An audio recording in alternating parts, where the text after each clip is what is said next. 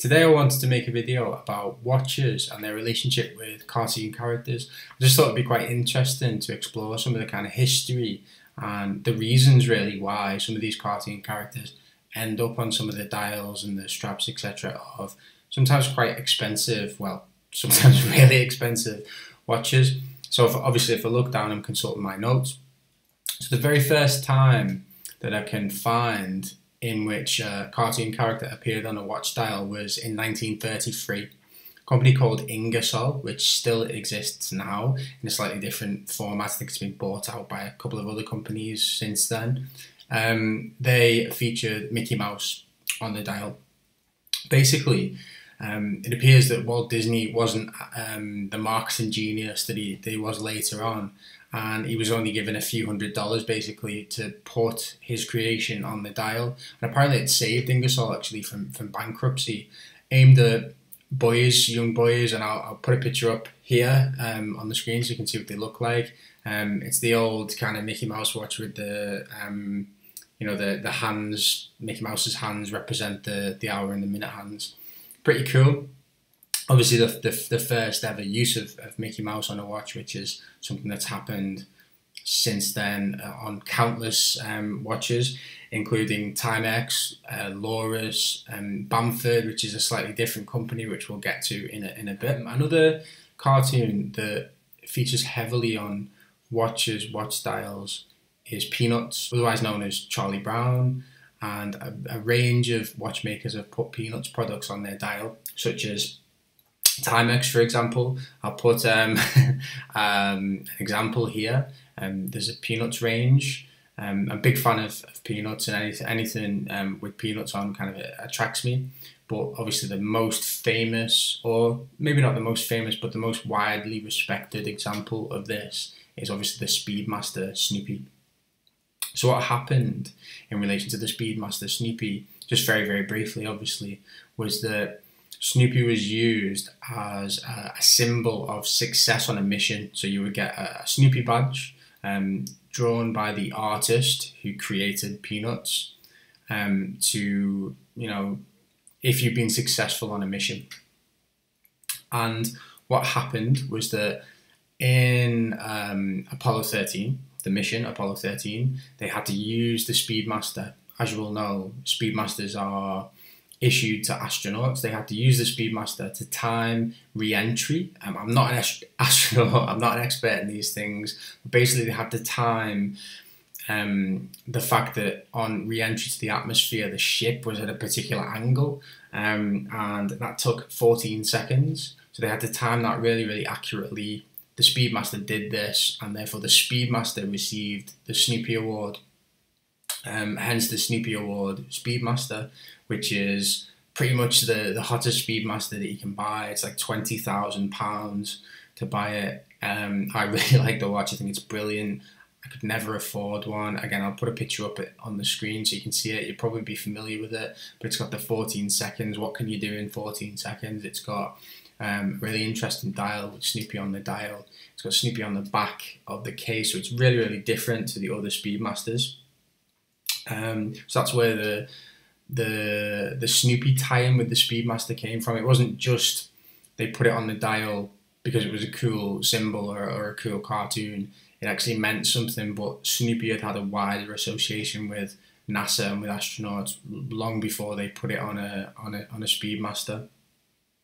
Tintin is another cartoon which is quite often used on watch dials and as a tie-in, a marketing tie-in with watches. So I had a swatch with Tintin on the dial. It's the thumbnail for this video. I sold it. It was quite desirable and collectible, but not hugely expensive or anything like that. And then probably the biggest example is Mickey Mouse. As we've already mentioned, the Ingersoll version, but rumour has it that Rolexes used to have Mickey Mouse on the dial, and there's a bit of a controversy really. If you know more about this than me, hit me in the comments and tell me. Some people think they're all fakes. All the Rolexes that you will ever see with Mickey Mouse on the dial, not fake Rolexes, but they're aftermarket dials. So basically people have bought a Rolex and decided to put, don't know why he would, but decided to put Mickey Mouse on the dial and add it to the watch. But some people actually think that Rolex does have, or did have, sorry, a relationship with Mickey Mouse, sorry, Disney, and during the 60s, 70s, and maybe 80s. And I actually found an image, again, I'll put one on the screen, an image from an auction at Christie's, which is, you know, pretty valid, of an Oyster Perpetual or an Air King, which had been sold for about £10,000 with Mickey Mouse on the dial. I think it's from the 60s. So these might actually have really existed. They might have really had a commercial relationship with Disney. And as we'll see, you know, some of the things that Rolex used to put on their watches, they might not do nowadays, you know, did exist. So why not the Mickey Mouse?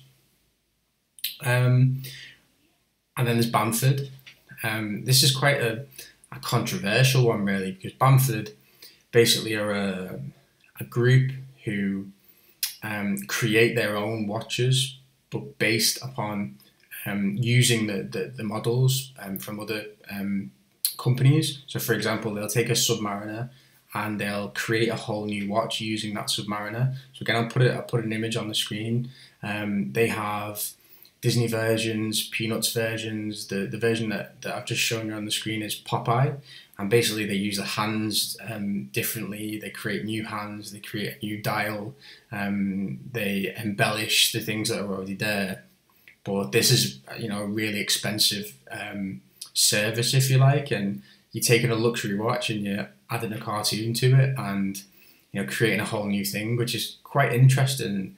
Let me know what you think of that in the comments, because obviously watch customization is quite big, really, and you get people who carve elaborate things into the bracelets of their watch, and, you know, add diamonds to the dial and things like that.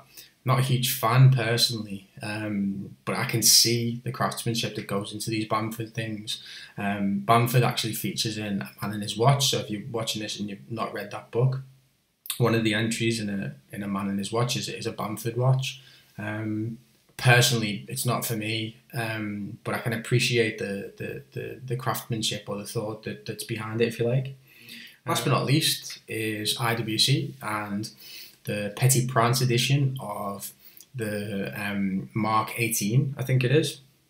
So the pilot's watch, basically they've got a Petit Prince, I'm going to be pretentious and pronounce it the French way, edition of this, and basically the author of Le Petit Prince, Antoine de Saint-Exupéry, was a pilot. He was an author, and basically what he did is he flew reconnaissance flights during the war, and he settled in America for a time, and he lived in America, and he wrote the book there, and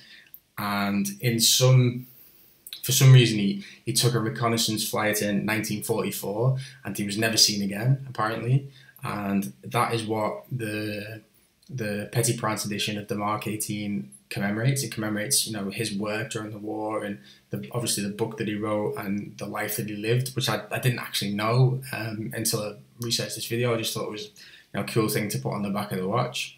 So yeah, so that's just a quick run through of some of the ways in which watch companies have used cartoon characters and cartoons in their watches. Tell me what you think of that, you know, the fact that putting a luxury product together with a cartoon character, it's something a little bit incongruous, I guess, a little bit, are you damaging the luxury nature of the product, or are you making it more fun?